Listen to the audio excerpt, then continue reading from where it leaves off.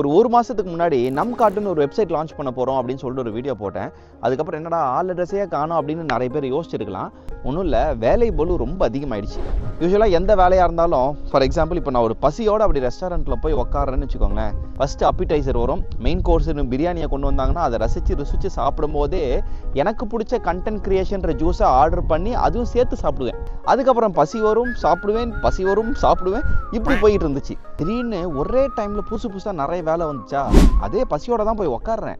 Chicken 65, chicken biryani, rice, குழம்பு, sambar, chutney, ice cream, juice எல்லாம் ஒரே தேட்டில் போட்டு சாப்பிட்றா அப்படின்னு மூஞ்சில் அடித்த மாதிரி கொடுத்தா எப்படி இருக்கும்?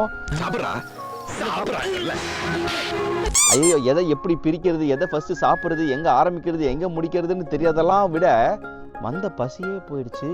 அதோட சேர்ந்து கொஞ்சம் ஹெவி ஹார்ட்டடாக எதுலேயுமே இன்ட்ரெஸ்ட் இல்லாமல் எந்த வேலையுமே பண்ணாமல் அப்படியே ஒரு மாதம் ஜாம்பி மாதிரி சுற்றிக்கிட்டு இருந்தேன். எங்கேயோ அதிலே படித்தேன், இந்த ஓவர்வெல்மிங்காக இருக்கிற பயத்திலேயே எந்த வேலையும் நம்ம பண்ண மாட்டோம். அதனால் கொஞ்சம் கொஞ்சமாக பண்ணோம் அப்படின்னா ஓவர் த ரன் அப்படியே நம்ம பிக்கப் பண்ணிவிடுவோம். அதோட ஃபஸ்ட்டு ஸ்டேஜாக வீடியோ போட ஆரம்பிக்கலாம் அப்படின்றதுக்காக தான் இந்த வீடியோ பேசிக்கிட்டு இருக்கேன். ஸோ யாராவது என்ன மாதிரியே எதுக்காவது பயங்கர ஓவர்வெல்மிங்காக இருங்க, ஒரு மென்டல் ஸ்பேஸ் ப்ராப்பராக இல்லை அப்படின்னா கவலையப்படாதீங்க, கொஞ்சம் கொஞ்சமாக பண்ண ஆரம்பிங்க.